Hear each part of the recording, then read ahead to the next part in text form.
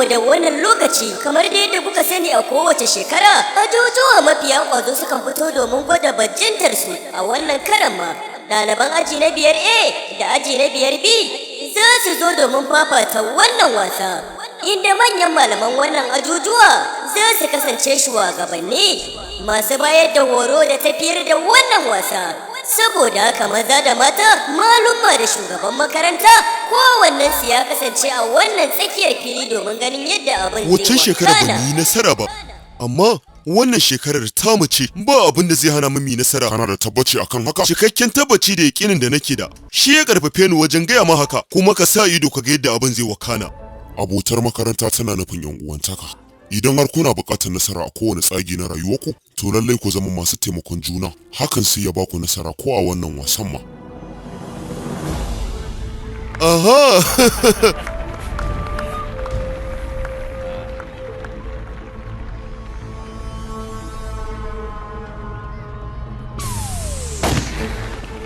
Kai! Muje da sauri yaro na, da kyau muje! Ka je maza aboki, ka je kai mana nasara. Maza sauri mana, maza da sauri. Ka zo ka bani mana, yi sauri. Je nan uwa. Kai santu, kai maza mana kan ka bari ya cinye mu santu. Kai maza. Da kyau aboki. Yawa, je ka to. Maza bani kai sauri ka zo ka bani.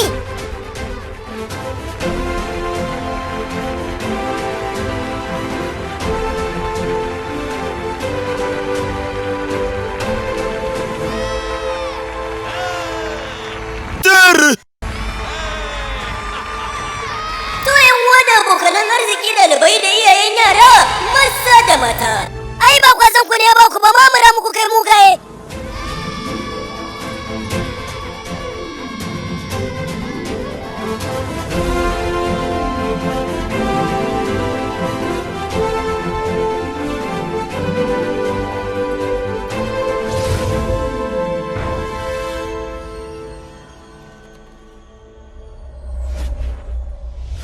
Yanzu ki gaya min, wannan abin da kika faɗa, kina da wanda zai bada shaida? Mahaifiyata. Ita za ta bada shaida akan ki? Kwarai ma kuwa. Amma dai kuna sane da wannan sashin baya buƙatar cin zarafi ko kuma shan riba? Ba za mu mai shan riba. Ta ya zan iya tabbatar da gaskiyar hakan? Sai da aka ɗaura masa aure tukunna, muka iya gano cewa shi ɗin babban mayaudari ne. Kai dan wa, wai me ka tsaya kana jira ne ka ki cewa komai ga sarkai suna ta san magana da kai? Wato ina shigowa cikin gidan nan fa sai nake jin wani abu kamar ya faru da ni ko wani abu ne yar ne dai amma kamar kai dan gyara kafa kamar ga matsa gefe a dan hegiya. To amma na ce ba mu yi maka tambaya game da sana'ar da kake yi ba, ko za ka iya gaya mana me kake yi? Shi ne mashahurin da ya mallaki ta program da ramga. Me kenan? Wato shugaban sankame wa mutane kuɗaɗe tare da killace su a waje na musamman tare da basu kariyar da ta dace. Oho! Kana so ka ce kai babban ma'aikacin banki ne? Ina bayan mutuwar shugaban ma'aikatan bankuna na ƙasa, ni ne mutumin da na maye gurbinsa, kuma kafin mutuwarsa ma sai da ya bar wasiya a gare ni cewar ni ne wanda na cancanta da matsayinsa. Ai mutane da ma haka suke. Shi yasa ko da aka yi magana akan ka ban gida ba nace sai na aura maka yata. Babban mutum irin ka ya cancanci girmamawa. Duk da girman da nake da shi fa, amma haka na ajiye na tuka motar gawan nan tasa. To ku kwantar da hankalinka. Dukkan abin da ya kamata ni zan yi. Bana bukatar komai daga gare ku. Me yasa za ku dora kanku ɗawainiya, kuma ainihi mai kuɗi ne, kuma zan ji da komai ko? Idan dai har na fahimci wani al'amarin da kyau, ya gaya muku cewa shi ma'aikacin banki ne. Daga baya muka gano cewa ƙarya yake yi ba? Shi ɗan jaka ne na tasi. Bana bukatar irin wannan tsagerancin fa. Matsayina na shugaba a wannan wajen nake da ikon komai. Idan haka na Rayam, bayan an kai gangar jikin ba, ka kira wayata na gaya ma me abin da za ka yi na gaba. To mai gida. Kai ce na. Na moga. Ina bukatar kai ma zan dauke ka na mai da kai rukunin daukar gawa. Hakan ne zai dauka ka darajar ka. Dole dai ka bi tsare-tsare da abubuwan da ake. Saura kuma ka ci gaba da shirme da shashancin da ka saba, je ka ci gaba da aikin ka. To amma tunda an riga da an yi auren, me yasa dole kuke son a raba shi? Ku yi hakuri ku rayu a haka mana. To ai kullum rashin gaskiya su ƙara fitowa take yi. Ba ka taɓa fahimtar ina ne inda ya dosa a rayuwarsa. Babban abin bakin cikin ma shine da na bari na haihu da shi na sami yarinya. Kai dakata. Ina za ka kai min ya haka? Ka bata kawai za ta haihu a gida ka ji ba? Ba buƙatar ku je asibiti. A dan me yasa zan bata ta haihu a gida, naga kuna kokarin ku kai dan. Asibiti ne za a mata karba ta musamman, da haka ki kyale ni kawai. Ya dauki yarinyar ne ya tafi da ita asibiti. dawowa da zai yi da ita sai muka ga babu ciki. Sun hada baki da likitoci aka safar da ciki na. Kuma har da allurar bacci aka hada mun kuma sai da na faɗa musu cewa ina buƙatar in haihu. Ya isa, ka ji me abin da aka faɗa ba? Na ji. Amma idan mafaɗin magana sha girgira bau ne, majiyinta ai ba galmaho bane. Maganganun su gabaki dai ƙarya ne. Wannan ba gaskiya bane. Makirsin sa ne kawai. Za ka iya kira mana shi ka haɗa mu da shi mai magana?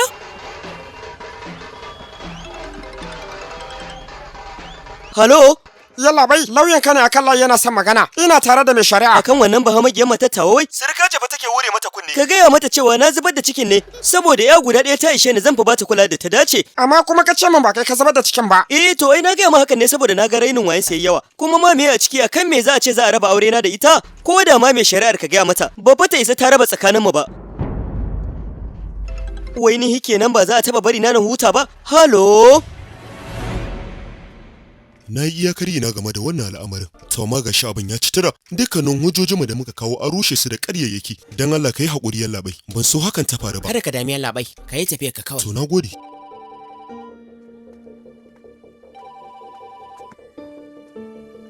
Hello?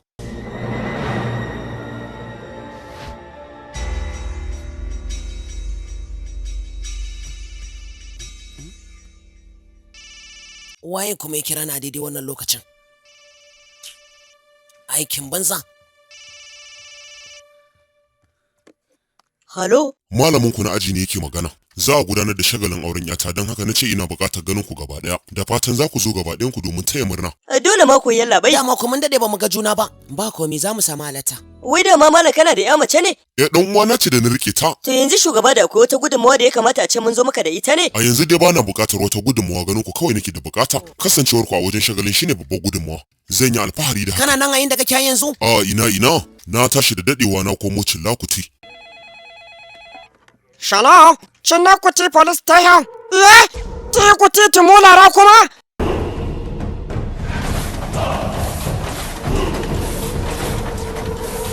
Wannan lokaci ne da za mu ɗauki fansar da ta dace a kansa. Ina buƙatar mu shege sa. Na san sama mana bayanai akan yin da yake gudanar da rayuwa da shi da yasa yanzu haka. Za mu je mu tare shi a gida, mu kuma shege sa. Kana mu karbe duk gaba ɗaya ragowar dukiyarsa. Kai tsaya da mota! Yalla bai, rikici tsakanin Tikuti Turbo ya dawo. Yanzu haka sun shirya domin su je su fafata fada. Saboda haka kai maza ka zo mu je mu dakatar. To ni me abin da zan yi kai wannan rikicin nasu na hekara da hekaru? Ganin ka a wajen ma kadai zai iya taimakawa. A halin yanzu dai ina gyara mamata talabijin din kallo, kuma babu abin da zai sako da ni a nan sai na kammala. Amma zan tura dan waje na domin ya je ya kubutar da shi daga hatsarin su.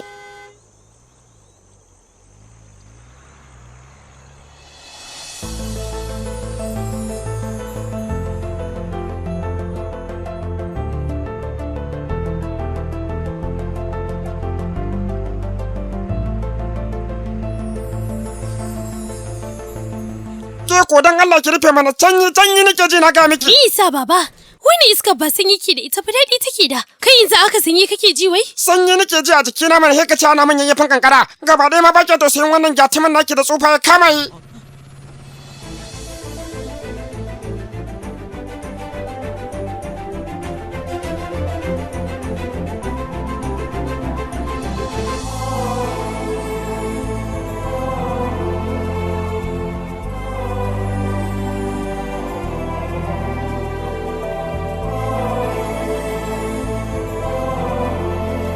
Ina Tikuti Turbo yake?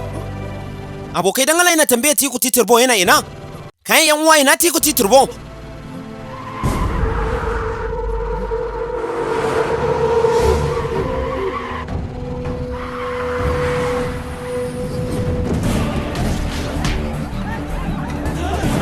Wato kai me kake aikatawa haka?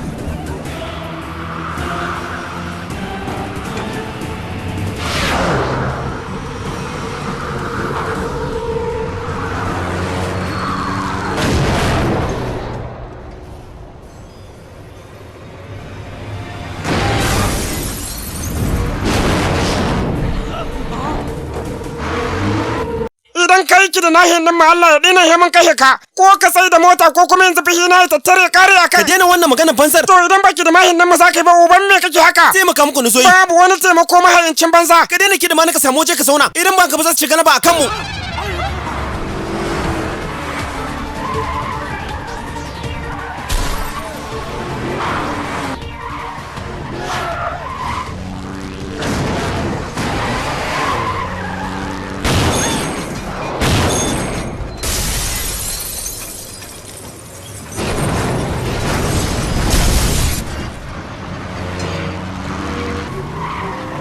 Taka mota mu je mana.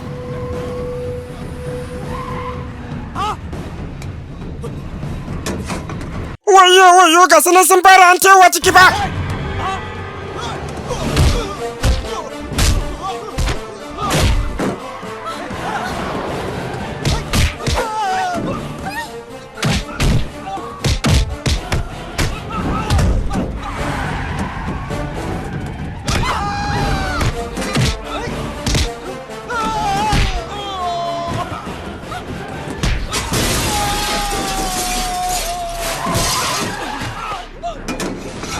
Kai!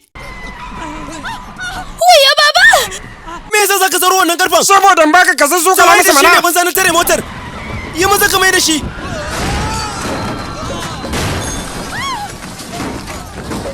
Ku to mu je da sauri ku to.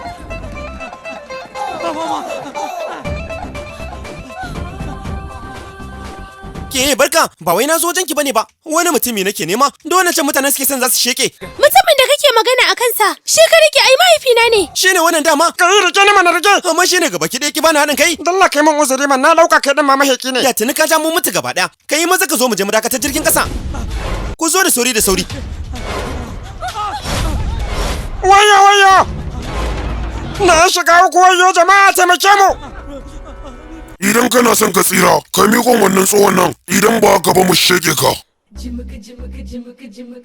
A tare da ni da akwai zazzafar halitta. Ko dan saboda ita kowa ya samu cetona. Yaro na, waɗannan zafafan kalaman naka a cikin faifayin kallo ka kalla ba, kuma kun yi matakar dacewa. Ni ma na san da hakan ai, ko da baka faɗa ba. Jage Kai, ku shege sa!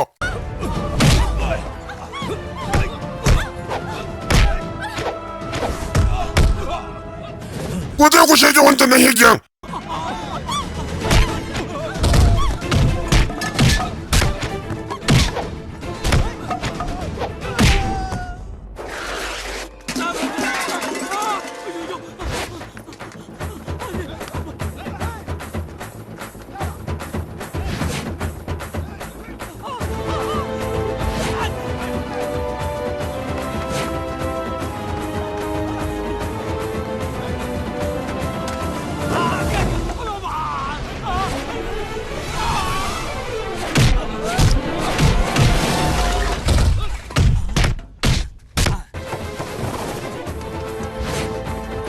Ina za ki je? Ke ba za ki tsaya ba?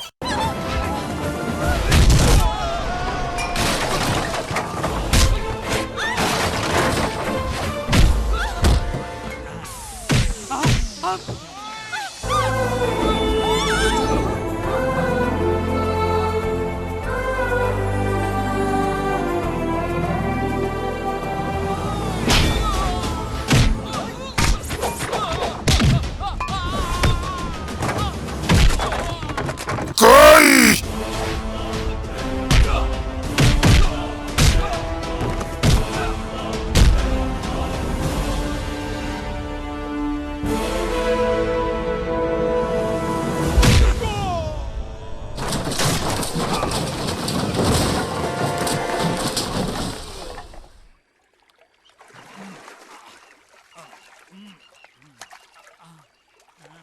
Barka.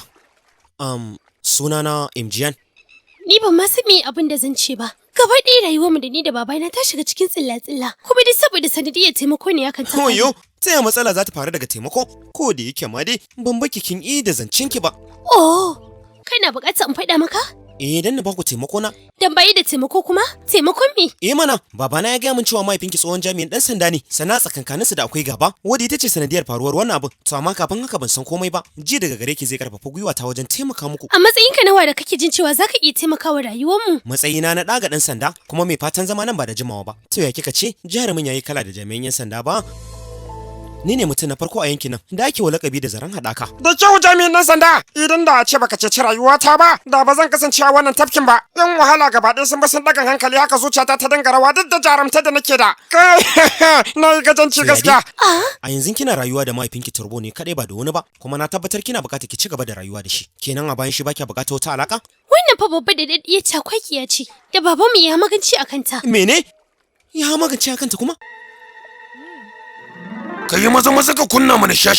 Ashima harashma, aha, wuta kuke bukata ku kunna? To me zai hana in taimaka muku da makyasta? Wadda nake dan kunna ganja ce to kaga? Ha, to ya kaga? Ha. Kai wayo gidana! Shine wanda ya taimaka masa suka koida masa gidansa. To tun daga nan ne ya ɗauki alƙawari akan ba zai kyale su ba sai ya ɗauki fasan abin da suka aikata masa. Kenan da ya tashi sai musu abin da ya fi wannan? Ai ni hadda tamakan gidansa gaba ɗaya na haɗa na ƙone, sannan na je na lalata duk baki ɗaya kayan lambunsu. Kana bayan kayan gonarsu ya nuna, shi ma na babbake shi da wuta. Ofishin 'yan sanda ba zai yiwu ka zauna a ciki ba saboda haka zan kai ka gida. Aha. Amma abin da ban sani ba dama kana da ya ne? To me zai hana ka tambaye ta saboda ka tabbatar? Ba bukata. Ka yi garate, zan wuce da turbo gidana. Zuwa nan da ɗan wani lokaci sai mu samu mu ga me abin da ya kamata a yi a kansa. Aha, to a gani na me laifi idan a ce sun zauna tare da mu a gida? Muna da wadataccen waje da babu kowa a ciki. Kaga kenan a madadin kwana biyu za mu iya mu sauke su ko dan saboda mu kula da rayuwarsu daga hatsarin mutanen nan. A dukkanin wata mahanga ta babu wata shawara mai kyau sama da wannan. Mutum ne shi tamkar ko a da kuma ya bayar da gudunmawa ta musamman ga jami'an 'yan sanda. Sakayya ita kadai ce wannan da za ku mai. Ku ja shi a jikinku a sa'ad da musifa ta same sa. Hakan ne zai sa ya alfahari da kowa. Har da kakinsa, kai ma ko babu komai zaka yaba da wannan. Sannan ni ma kuma zan yaba da kaina. Zaki kyakkyawar sabuwar rayuwa anan.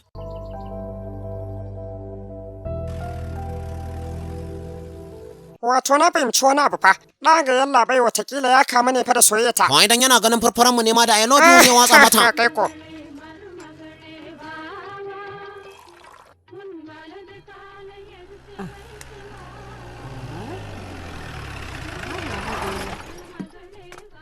Mama, Wannan kuma fa. tsohon abokin aiki ne mai ritaya. Jinin da Allah, kuma hi ne za ku kaso suka to da su gidanmu gaba ɗaya. Da yayan kwanaki biyu ne fa mama.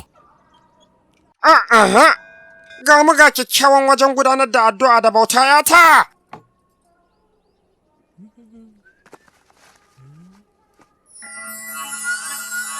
Ban san me abin da nake ji akan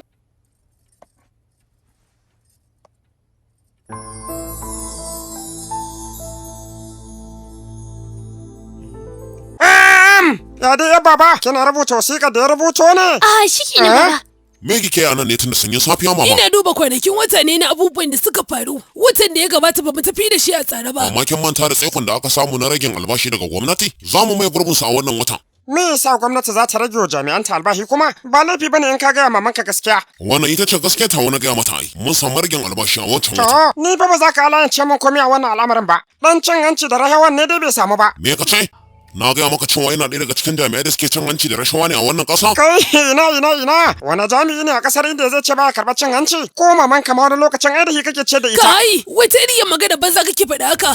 Ba za ki fahimci komai ba wannan magana ce a tsakankanin mu. Wani tabbaci kake da? Saboda cin hanci da rahawa da yawa ba shi ne dalilin da yasa na aje aiki na ba. To ni aka ce maka kai ne? Ko ina da mummunan zuciya ta karma daga hannun talakawa yan uwana? A iya tsawon aiki na ban taɓa aiwatar da wannan zaluncin ba. Ko kama wannan ita ce nagartaku? Me yasa ma ka fahimta? Saboda me to, mutumin da ba ma da tabbaci akan asalinsa shine har zai samu damar faɗa haka a cikin gidan Asali nan. na kuma dan yajiya ne ni kenan. Na rantsa tun da kika bata min suna idan na rabu da ki Allah din. Wayo. Maman tawo za ka da kana. Wayo. Wani yana mutum babban zalin kai. Kai baba.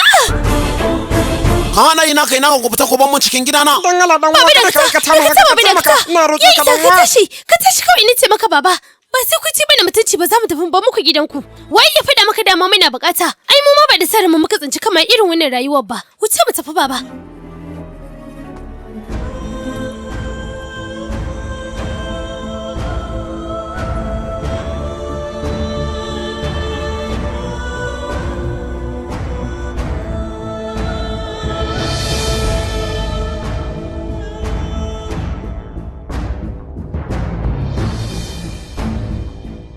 Madebi!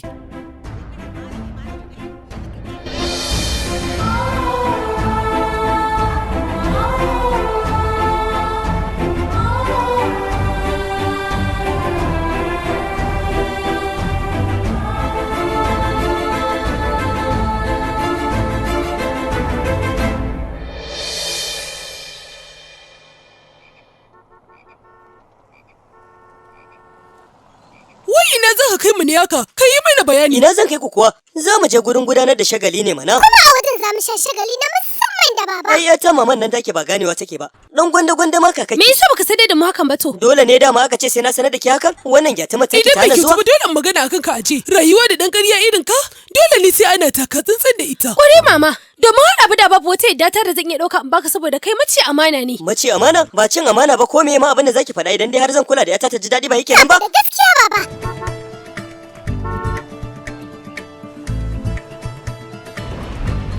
Kadalla ku zo ku wuce mana. Waɗannan da suke taimaka ƙara a baya fa, kin gani ko wataƙila ya biyo da mu hanyar da 'yan fashi za su tare mu ne ma. Ko masu garkuwa. Kin ga ki gaya maman nan taki fa ta daina faɗa irin waɗannan munanan maganganun a kaina. Idan ba ka ba alƙur'an sai na yi ƙarar ta kotun koli. Dan haka ta ƙara ta kura mata bana ne tuki na. Ka ba su wuce mana. Kai wai da gigan ina ne ko ku zo ku wuce mana na ce. Aikin banza dan me yasa za ku zo ku takura min kuna yi min ƙara? Ku jira ku ga sai na rusa gilahin mota taku. Mutanen banza dan kuna cikin wannan gwangwanin mota shine za ku zo ku dinga yi min abin. Kai aboki da Allah mu ne yayi sai dakata. Abokai wai da ma ku ne. Mu san ta yadda zamu ce maka tsaya ba shi yasa muka dinga yi haka har sai da ka tsaya. Kai dai har yanzu kana nan da wannan galmancin naka. Idan ba hauka nake ba ta yama zan yi dan hego mota ku jani. To ai kwararren direba ne. To ai duk kwarewarsa dai na tabbata baya da kaso ɗaya bisa ga miliyoyin kwarewa ta. Domin ni na shiga makarantar gamayya koyon tuki ban san adadi ba dan saboda in samu in kware da kyau fa.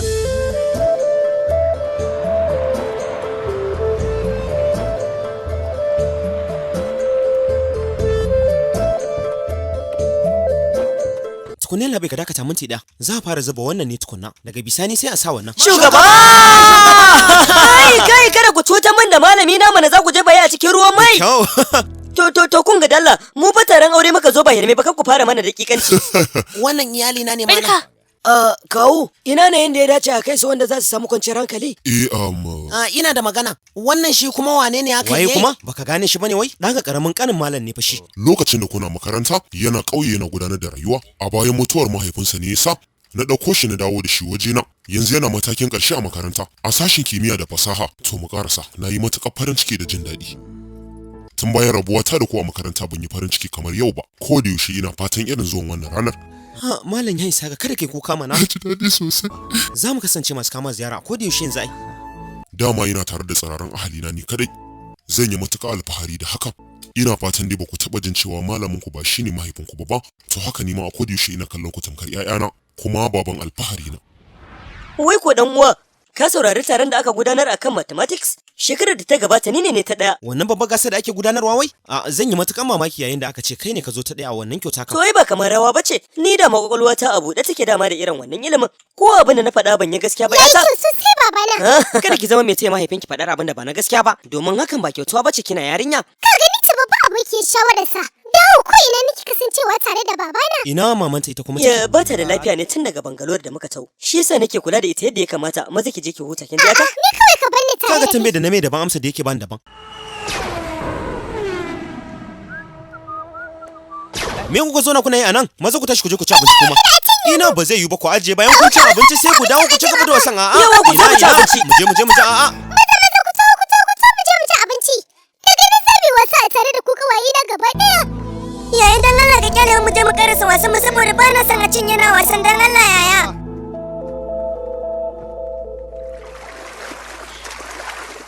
Baba! Yaya aka yi? Wannan wasan yana da matakar dadi. Da kyau kafin mu tafi ya kamata ku kware sosai. Ke yi ba? Idan na jefa sai ki je ki kamo. He ni ma ki jefa.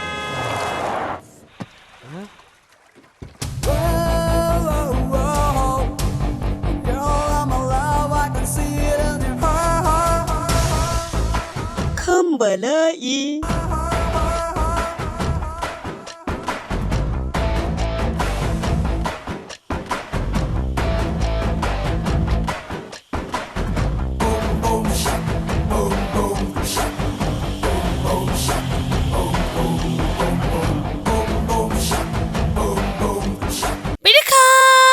Barka dai kawo. Kamar ya, wai wani kawo. Kai ne kawunta? Kina mai kawun nata. Barka da zuwa Maya. Wace ce ita? Kai ya ce fa ga yayan matan malam ita ma ta zo ne domin gudanar da shagalin aure. Mun haɗu da ita shekaru 5 baya. Barka da zuwa ni. Sannan ku yara na.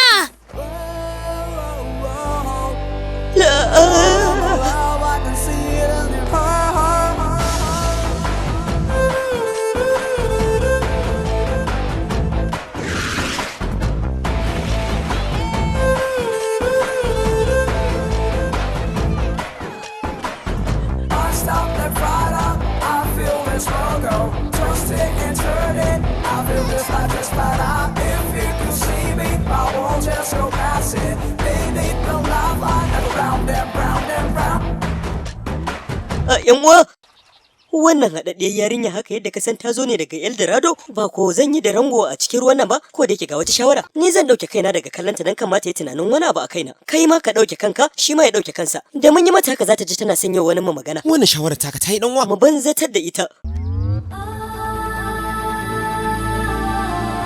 Kai da fatan dai baka juya kana kallonta ba ko? Ka gaya mana gaskiya ka kai mana ƙarya kana kallanta? Kai to a irga 1, 2, 3 maza. Kai me yasa baka da adalci ne?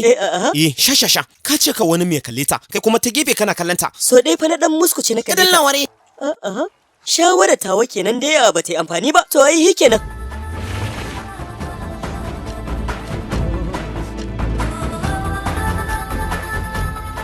Kai me kuka sanya wa ido haka kuke ta kallo? Wasu zandaman kifaye ne suke iyo. Ke jinan maya? Yi maza ki fito daga ruwan nan haka. Maza. Maza a wucewa sanya isa haka. Ku je gida ku ci abinci maza. Kan wanda ya dana. Wayyo. Ke maya, dakata. Bari idan mun wuce sai ki bi bayan mu. Kai mu je, ku wuce mu je dalla. Kai wai dalla kake mana haka ne? Ko biya.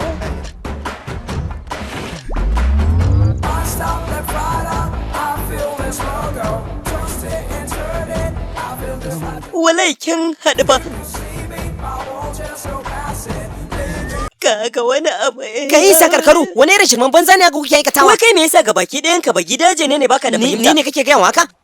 Maya, wannan ma abokina ne. Wannan shi ma haka, tun muna ƙananan yara muka girma muna tare. Wannan shine Raja ɗin nan. An kusa shagalin aurensa, za a sha shagali. Shi kuma mai faɗa cewa an kusa gudanar da shagalin aure na abin da zan gaya miki akan sa yana da daɗaɗɗiyar mata da yake matuƙar ƙauna yanzu haka. Amma ana ƙari. To shikenan yanzu dai mu karasa ciki. Amma Broza, yarinyar nan renan garin Chicago ce ko? Saboda na ga yanayin ta ne gaba ɗaya na irin zafafan matan America ne. Kai me yasa yi min ne kai? Zan kai mai yawa. Zo na to wai me yasa zan yi ma ƙarya? Kalli bone kalla. Dalla gaba da ce gaba da kallata. Wayyo.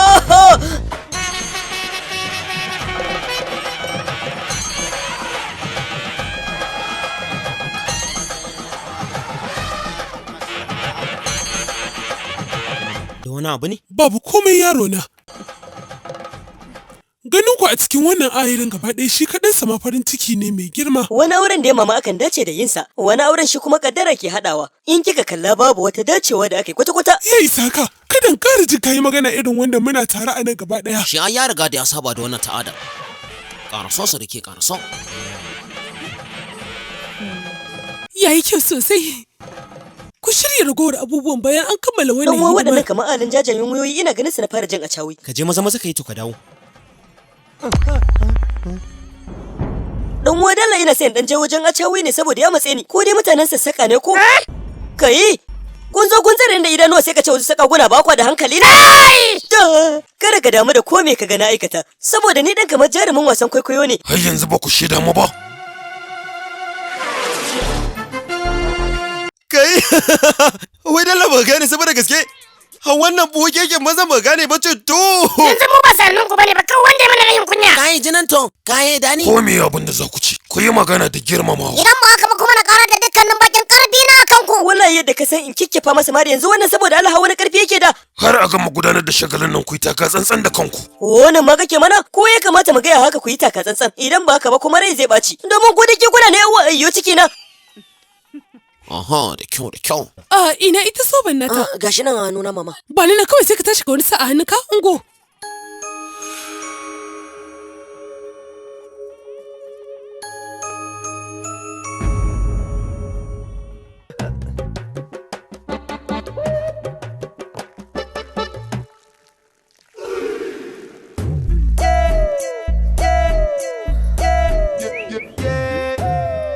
Rigar nan ta baya bata gama haɗe jikinta ba. Idan kika shigo wajen taron auren haka, to za a dinga kallon bayan ki ana yi miki dariya saboda kin mutu da rana. Kaga wani hiki ya ga tsare. Wace ne magana kike haka daga na gyara miki saboda kada ki fita ki je wajen miki a miki dariya? Ko ba matsalar ku kenan mata tsinan nan bakin sharin ku yayi muku yau haka nake ta fama da matata. Tayar da wannan abin nan. Yana ina. Kaga ba gidajen kuma hima ya yadda. Wannan idan ya kama ni ba zan gani ba. Yana ina. Ga ta san gwada. Kai ne kaga yana ina kuma. Gurin na ganhi. To ni ban ga komai ba. Mu je ki nuna min hi. Me kake nufi? Sai na aure ki ko da tsiya-tsiya. Duniya ta! Mana ba da isowa shugaba mai girma! Adalci! Karaso mai martaba, karaso!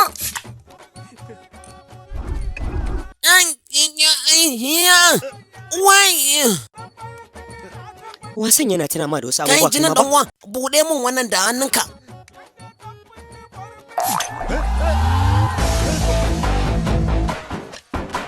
Wayo, yi haƙuri.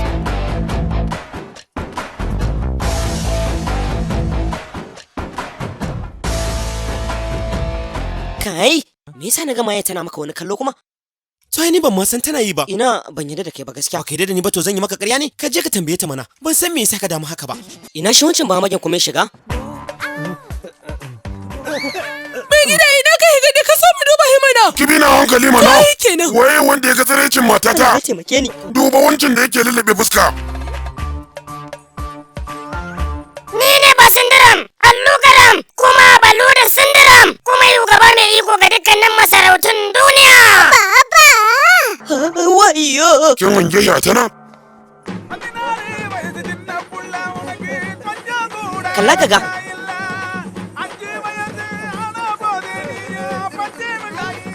Baba wannan diramar taka ta yi kyau.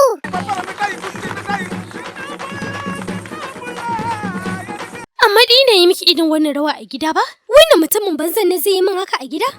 Shi ai sai dai zunzurutun ƙarya. Wahalalle ya zo ya ta yin faɗa mana ita. Idan da na san zai yi wannan abin da ko auren ma ba zan zo ba gwara na yi zama na ma a cikin ɗaki.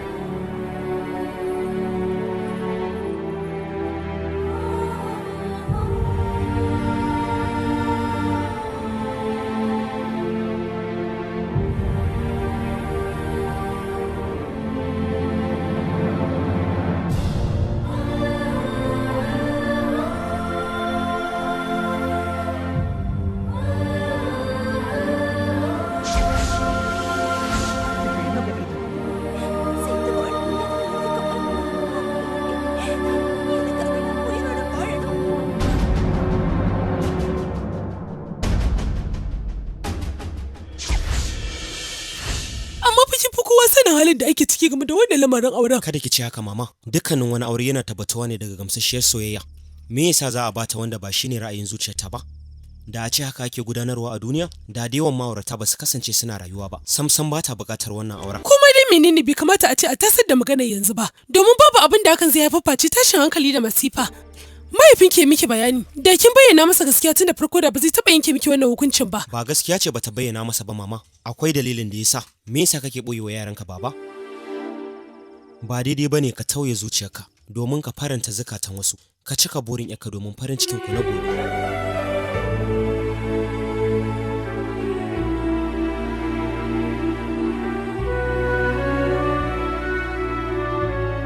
Ban san me abin da zan ce ba, amma ala ayi halin maganar ka tana akan layi na gwargwadon gaskiya. To amma idan haka ne me yasa kawo yake bayyana gaskiya akan al'amarin auren? Kuma menene ai kafin a kai ga ranar daurawa za mu iya ganowa mu warware matsalar. Muna nan ne domin bayar da farin ciki, ba za mu taɓa yadda wani abin ya zo ya gifta na rashin jin daɗi ba. Wannan cakwakiya auren ma fa da sauki akan tawa. Wannan sauti me haka? Ya dai? Kada dai ku ce za ku yi mana rashin hankali fa a wajen nan. Me abin da yake faruwa muka ji kara ta bayyana? Muna buƙatar bayani. Tana kallon mijinta tana mai faɗa. Me yasa za ta ma faɗa ba kai mata wani abu ba? Gajin ta ma zai yi mana saboda ya ɗauke mu iri ɗaya. Kawai zai cutar da matarsa. Dalla ka mana bayanin menene? Kawai dan ta buƙaci wasu kuɗi a hannuna kuma ni bana da abin da zan bata. Me dalilin da yasa za ta mun dole? Amma me abin da mun gaya maka tun a wannan lokacin game da wannan lamarin? Kawai so kake ka tosarta iyayena. Na tabbata idan da iyayensa ne ba zai taɓa bari hakan ta faru da su ba mai yaudari. Ba ce ka me kake aikatawa haka? Dukkanin wani bayani da ya kamata na mata amma ta ki fahimta. Ina na gurin da zan iya bayarwa. Idan har baka bata ba, mu waye kake jin cewa zai bata?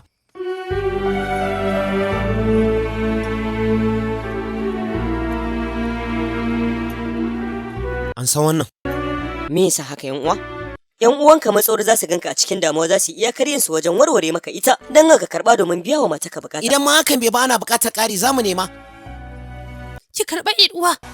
Dan Allah daga cikin kuke? Amma na ji daɗi sosai. Bukata ta biya. Kawun mu dake Dubai an sa mu ya sai ya turo kuɗaɗe da yawa domin aikin mahaifina. Yanzu shikenan dukkan ɗawainiyar ma ta so ƙarshe. Yanzu ba gashi nan kuma ya wuce ba. Shikenan ki bari zan kira mama. Yanzu wannan ba sa da amfani, na gode sosai. Ai ko ba ma bukata. Ka siyar kai amfani da kuɗin nan gaba wata bukata za ta taso wa mataka. Mun riga da mun kyautar muku. Yayin da muka yi sadaukarwa mu ga dan uwa, ba ma bukata ya maido ta koda bukatarsa ta biya ko ba. Amma me yasa aka canza gurin gudanar da shagalin ba na wacce ranar ba? Kuma shugaba bai sanar da mu hakan ba sai da muka dauko hanya tukunna. Ya dace a ce mun fara ganin su kafin mu ga kowa, amma har yanzu ban gan shi ba. Waɗannan hamagan kuma da na gani sun yi kankam a gefen kofa. Ai ba kwa da ikon iya wucewa ta wannan kofar matsawar mana wajen.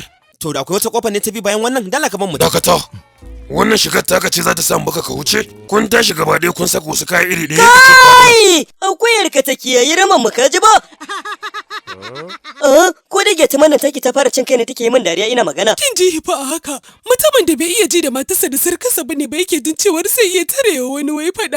Na rasa tsakanin yadda uwar wace tafi cin kai, aka kuke cewa in lallaba ta? Kai me yasa baka iya yin shiru da bakinka ne wai dole sai ka yi magana? Ji wata sabuwa. Faɗa min ne ka iya ji da ni? Ka ba mu hanyar mu ka dina wannan shirman. Doga baki da sai ne maganin ku. Kai, wai me yasa waɗannan yanzu suke adawa da mu ne? Kai, ya kai dan wa? Ina malam yake ban gashi nan ba.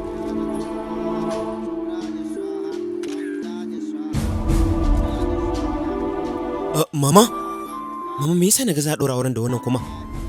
Ina shi malam yake? Yana kan hanyar zuwa yin zaka. To ma me yasa ya canja? Ya ce maka yana kan hanya ba sai me yana shiga rasuwa ba.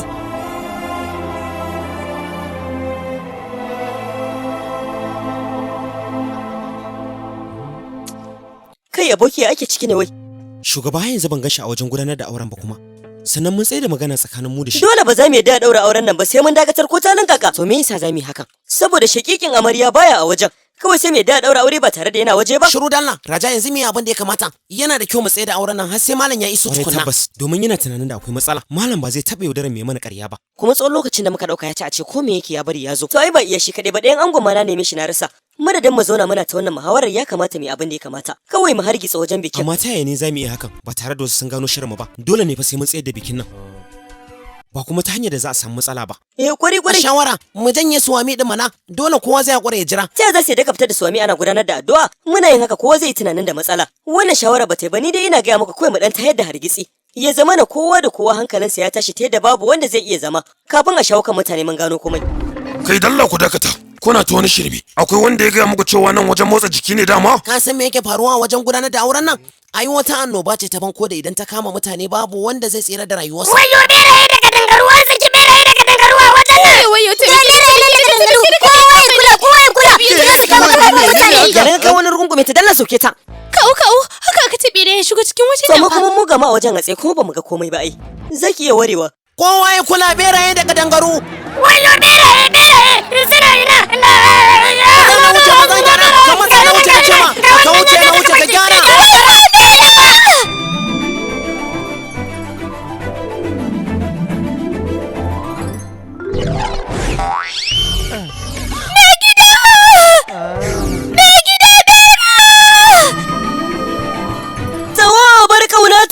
Tawo bar kauna yake masoyiyata a balbari na san bado. Wannan jibgegen nauyin kuma fa. Wayo ke ce da ma ke ina zaki zo nan mana. Beraye fa aka ce idan suka zo suka dafafe min jiki ya sanya to. Saboda an ce beraye kuma ki rasa wanda zaki zo ki rikunkume sirikinki saboda abun kunya. Wuri nan dalla.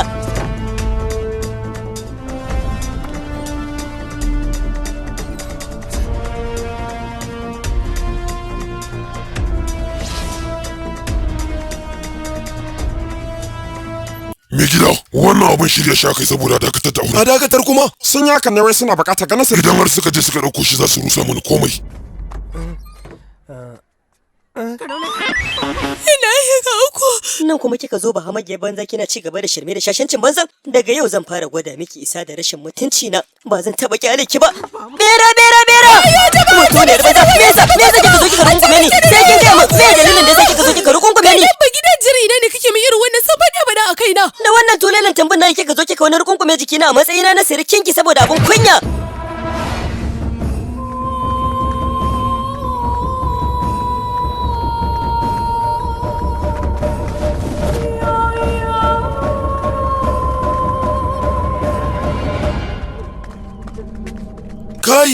ku dauko saye da suke daura a cikin kujerar nan mu tafi da su wani wajen a kai su gurin mutanen mu da ke bihar ta yadda ba wanda zai iya ceton su bayan ga mu mun karaso babu inda za ku iya zuwa da shi ton dole sai kun hakura kun ba mu shi idan ba haka ba kuma ku jawo kanku hukunci mafi da tsauri gaske wai maza ku zo ku kwace shi to idan har kuna jin cewa za ku iya da mu na rantse sai ne ɗaya da sassan jikinku ai wannan yawan naku ba zai taɓa firgita jarumin mu ba.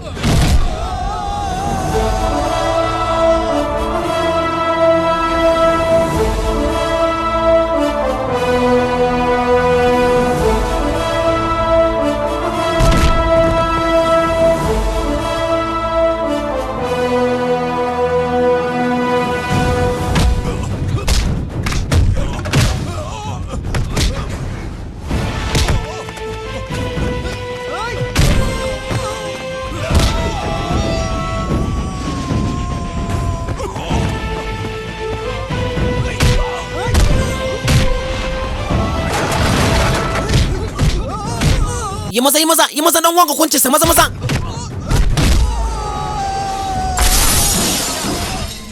ku wuce da shi wajen daura auren ku tabbatar an yi abin da ya kamata kada ku basu su tsere ku je ku kama mun su duka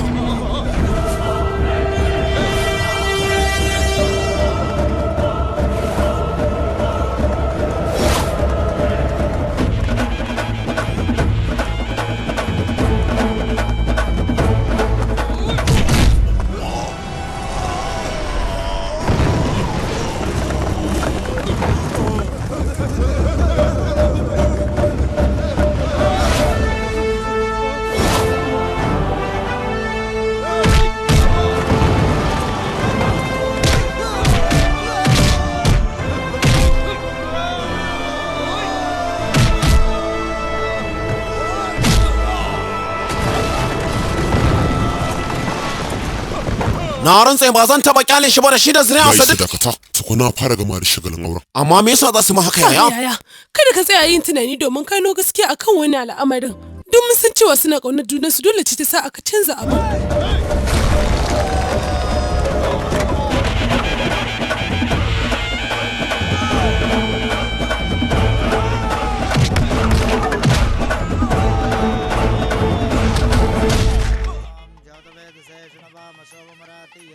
ya ta wani hihige miki to dan banza dukan mamaki masu wallahi idan kika ci gaba da wannan magana yayin tona miki asiri ma idan har kika bari na warware dukkan abubuwan da kika aikatan sai kin ji kunyar hada ido da yake dan haka shawara ta rage taki amma dai ki shiru da bakinki ko kuma yin tona asirin abun kunya da kika aikata kai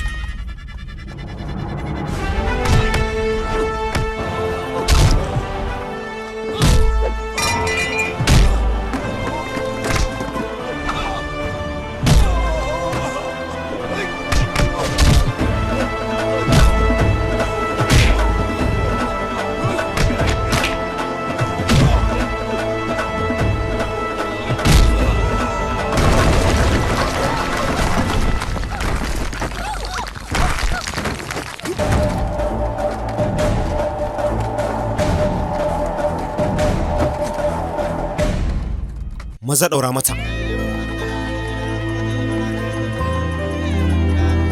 maza dauki amarya ka tashi ku tafi mu je ku to mu je maza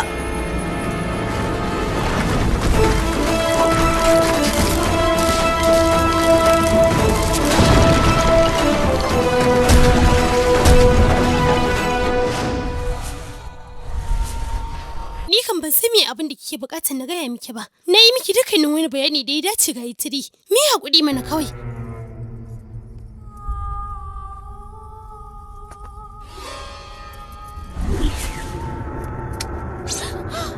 Waye kai?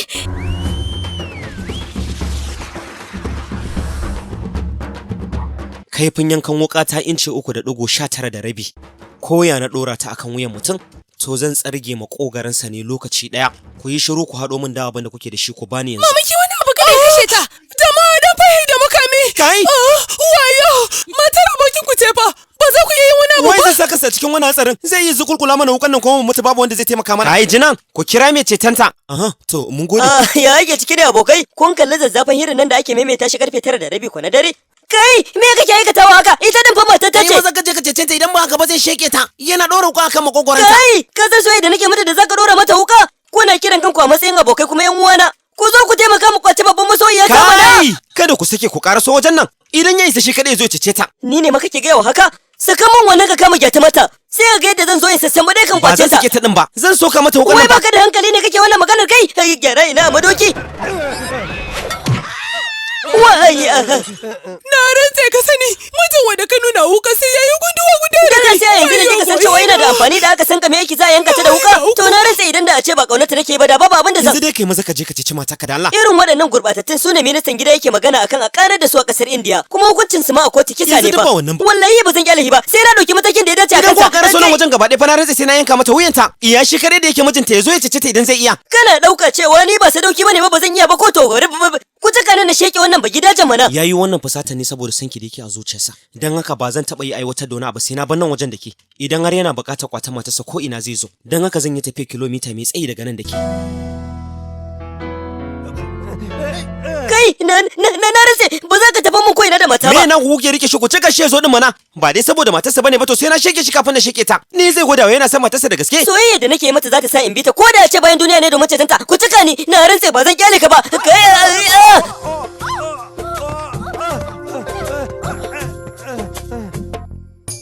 ga itiriya ta ba abin da ya same ki ne ko Kula.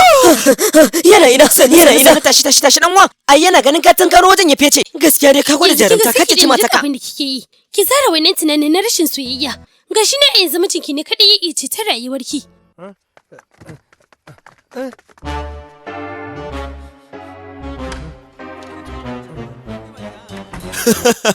Ba mage ba. Dama na gaya maka ai sai na yi abin da ya kamata ka mai da kace. Kai!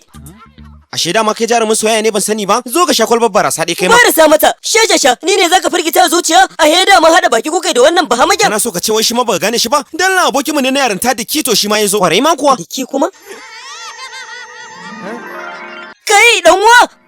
Hegen kai a kana nan dama, mun dauka kana daga cikin jerin abokananmu da suka mutu bayan sun girma. Babu wata duniya da bamu zagane maka ba. Kai, amma dai fa kun firgita zuciyata da yawa. Kai, mun yaka ne saboda mu daidaita alaka ka da kai da matarka. Irin rayuwar da kuke aiwatarwa ba ta kyauta ba. Zukatan yan uwanka kuma gaba ɗaya ba sa buƙatar haka. Muna buƙatar farin cikin ku kai da alanka. To ai babu yarinya ce ba gidajiya fa. Yayin da ta ga kuna shan soyayya da kai da ita dole ita ma za ta shiga hankalinta ta daina muku abin da take. Amma ka kasa fahimta. Mahaifiyarta ba ita ce matsalar ku ba. Matsalar ku a tsakankanin ku biyun take. Kana kuma kuna da dama da za ku iya gyara ta. Ku zama masoya da kowa ya gan ku zai yi alfahari da ku. Ni matan nan taka ta yi min ba. Akan irin na kake cewa mata ta taimaka? Kai dai yanzu baka daina wannan dakikancin naka na kana yaro ba. Aboki, idan baka bukata ta ba sai ka bani ni na aura ba. Ka sadaukar da abokinka ita. Kaga dala mu daina irin wannan wasan. Ka san wahala da gwagwarmaya da na sha da karerayen da ne musu kafin na aure ta? Da kyar ma na iya samu na shawo kansu fa. Sai da na hirya musu gingime mai ƙarya suka bani auren ta. A yanzu ma masa haushin da take ji kenan. To kai ka san haka amma ka tsaya kana wasa da ita? Cin kansu yayi yawa. Ni a tsarin rayuwata ya ɗaya kawai nake bukata domin soyayya ta cika zuciyata. Akan haka ki ta fafatawa. Yanzu dai kuma ya wuce. Za ku rayu da farin ciki da soyayya juna. Shagali! Cakwakiya wannan cakwakiya ta ku tafi ƙarfi na. Lokacin da na tahi dawowa domin ganin ka, zan taho maka da mahin ko keke, ka dinga hawa don zuwa makaranta. Amma dai ina fatan za mu sake haduwa domin sada zumunci. Tunda wannan ne haduwar mu na farko. Nan ba da jimawa ba ma kuwa. Mama ya tare gada maka wata kyakkyawar kwalliya wadda ba ta taɓa yin irin ta ba. Oh, wai da ta zo ta faɗa muku hakan kuna ɗauka cewa zancen ta ƙarya ne?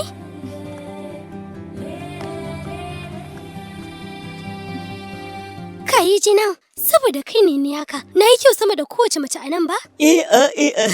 Kokore. Ke ga ita ne, so ki rike min wannan kada ki biya wannan kalma hodin. Waya!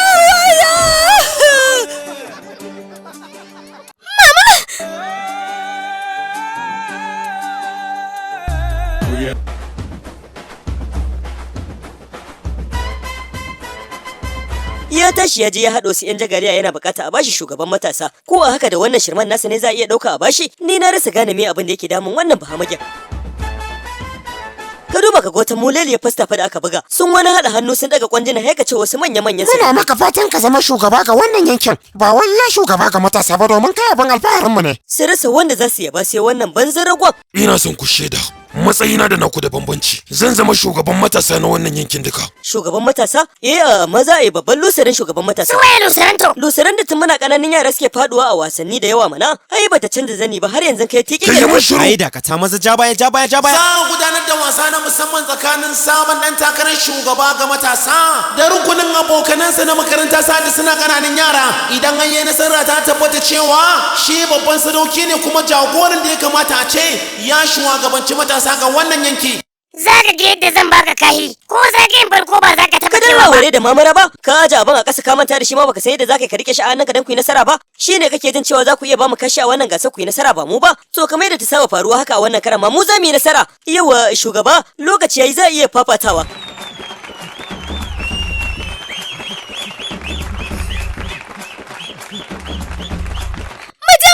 Maza taho da sauri yau mu je. Wayyo masoyiya ta. Ka je maza mana. Ne sai kin ce kina so Ina na. saka ina kauna ka maza Da kyau da kyau shige na bar kauna. Tawo. Ka bi da sauri ne mana. Ya kusa yin nasara akan mu fa. Waya. Ungo. Wuce.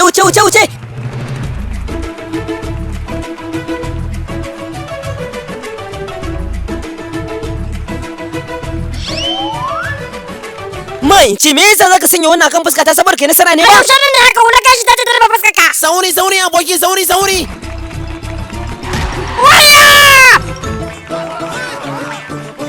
sauri. Kai maza mana. Sauri aboki maza.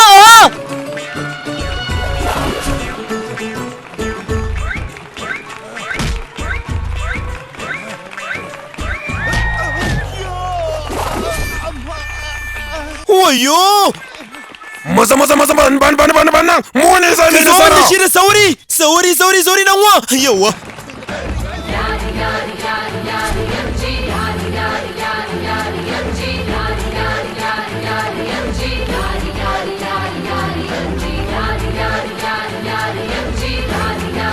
Maza taho. Yawa dan uwa zo da sauri.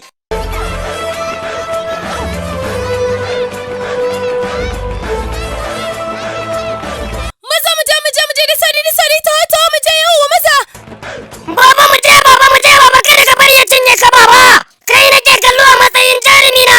Ka cinye mana shi baba maza. Maza mai gida. Yi maza dan uwa, yi maza, kada ka bar shi. Kai za mu zaɓa a shugaban matasa idan haka yi nasara. Da sauri mana. Tawo aboki tawo mana.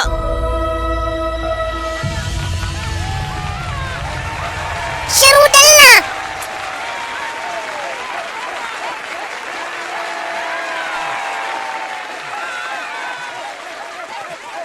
Shikenan ba matsala.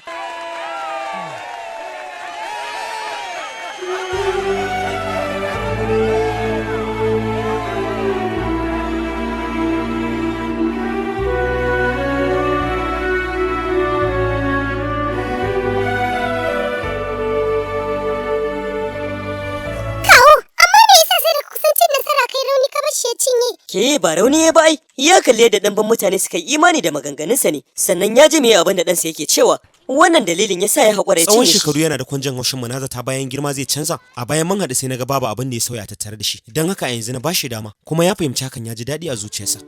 Su ma a matsayin abokan mu suke ba wai a matsayin abokan gaba ba. Kawai suna jin ciwo ne a ce sun zama masu rauni ba masu nasara ba. Kamar komo ɗin nan ma za mu iya mu ji haka. Amma dai a wannan karan ma ni kan ban so a ce maka fada ba. Ka yi haƙuri ɗan uwa. Na iya zama na tare da ku, kun daidaita tsakankanin abin da ke faruwa da matata, ko da yaushe ina karɓar mutuntawa daga gare ta. Tarayya ta da kuji tun da dukkanin wata kaddaran mu da ni da shi. Yanzu mun dawo muna ƙaunar junanmu da gaske da bawa kanmu kulawa. Babu shakka dan uwa, ƴaƴayenmu da zamu haifa nan gaba, zamu ba su labari akan gabaki ɗayan abotanmu da juna. Kai ne mafi alkhairin cikin mu. Abokai duk masu alkhairin juna ne idan har an damƙe amanar juna. Ko me abin da zai fara a tsakankaninku, kada ka ƙare wa matarka ƙarya. Wannan kam ai ya ƙare. Kai hakuri aboki, muna ta wannan maganar mun manta da abokin mu Nanu wanda yake buƙatar taimakon mu. A ƙarshe ma dai yanzu sun yi zaman kotu na ƙarshe za a kai shi magarkama. Sannan ya tabbatar min shara aka masa, kuma bai taɓa min ƙarya don ya burge ni ba ko don ya shawo kaina ba. Magarkama kuma me yasa?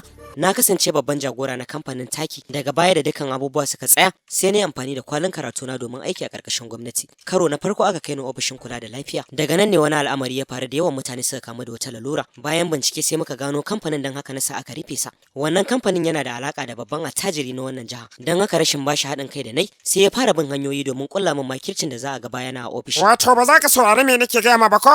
Na ma bayani game da mamallakin wannan asibitin. Mutum ne shi da babu abin da... Kowai ka je ka gaya masa al'umma da nake jagoranta sun fi shi muhimmanci, kuma zan iya rufe daga baki ɗayan kamfanoninsa matsor za su cutar da al'umma. A cikin makircin nasa ne sa aka canza min wajen aiki, aka mai da ni garin Delhi. Wata ran ina zaune a cikin ofishi sai wani gurgun mutum ya zo. Barka dai dan uwa, nayi matakan godiya yalla bai. An bani takarda kamar da ka umarta, zaka iya duba ka gani. Ashe sun shirya makirci ne da su da wannan gurgun. gashi nan dan uwa sai da ya karɓi cin hancin tukunna.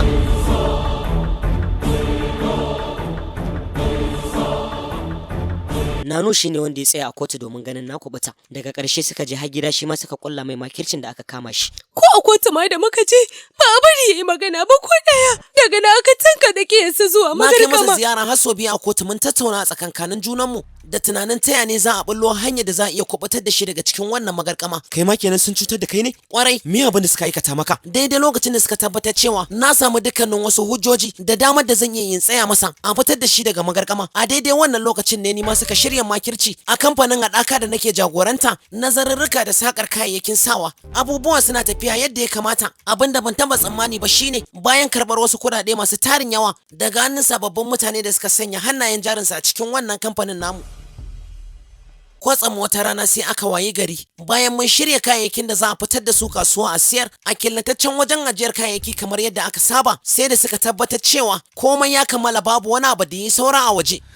Suka haddasa gobara, babu wani abu da muka iya samu, muka tseratar da shi daga wannan waje. Tun daga nan na shiga cikin masifa, sai da ta kai ga na gudu na ba kasan ma na koma da bai da rayuwa. Bayan shekaru 2 ne na iya dawa na fara biyan mutane kuɗin su, wanda har yanzu da akwai ƙararraki da yawa a kaina a kotu. Ina ji ina gani na zara hannuna daga kan ceton abokinmu saboda nima na fada masifa. Ina sana warware matsalar da suka shirya min ta hanyar makircinsu. Ko kaɗan bana jin daɗin rayuwa a duk sanda na tuna wannan abin da ya faru da mu. Amma aboki, ka haɗa alaƙar kasuwancinka da AYB Zero? Kwarai ma kuwa. To ai wanda sunansa yake akan wannan kamfanin shine babban yaransa.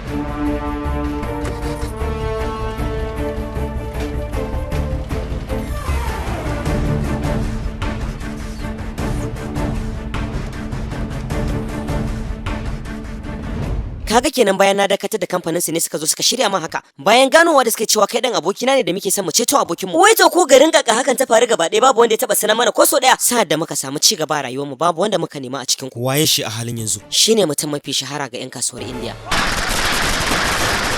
Kamar yadda kuke gani muna gurin taron gagami na sabon minista, inda aka haɗa manya-manyan baki na musamman domin taya sabon minista murna da cin wannan zaɓe. A karo na farko kenan da aka shafa lokaci ana gudanar da shagulgula irin wannan. Manya-manyan 'yan kasuwa shahararru, shugaban rukunin tafi da kamfanonuwa na ƙasar Indiya, shi ma ya samu nasarar halartar wannan gagarumin taro. Haka ake ta faɗa amma ni kawai ɗan kasuwa ne.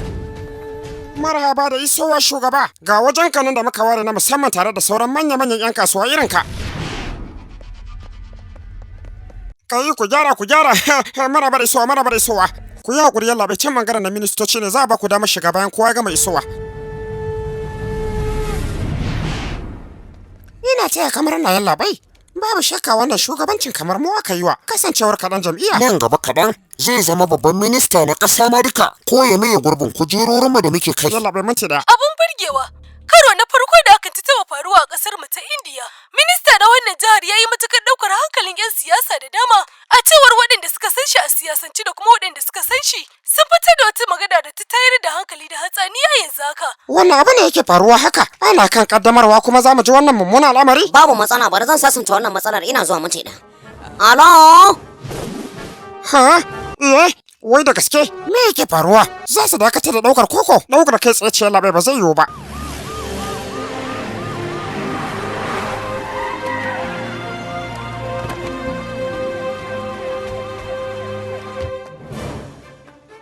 Me abin da yake faruwa ne yana ta kiran wai ka ba za ka dauka ba. Ta yaya zan dauki waya bayan an tafka mana babban kuskure? Wasu daga cikin mutanen mu ne suka haddasa wannan cakwakiyar. Dan haka shi kuma ya fusata ko sakowa ma ya ki kasa. Ka ce ina bukatar ganin sa. To ni dai na iyakar yana sai dai majira watakila ko zai sako.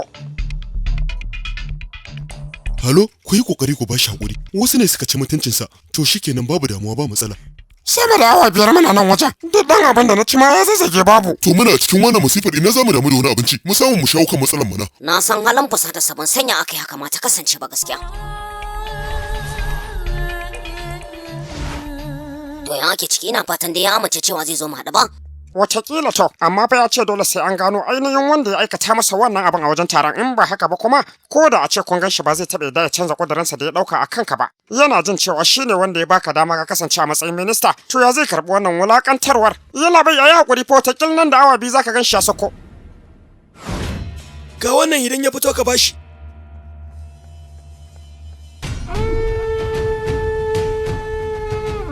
Mutumin da bai kai matsayin minista ba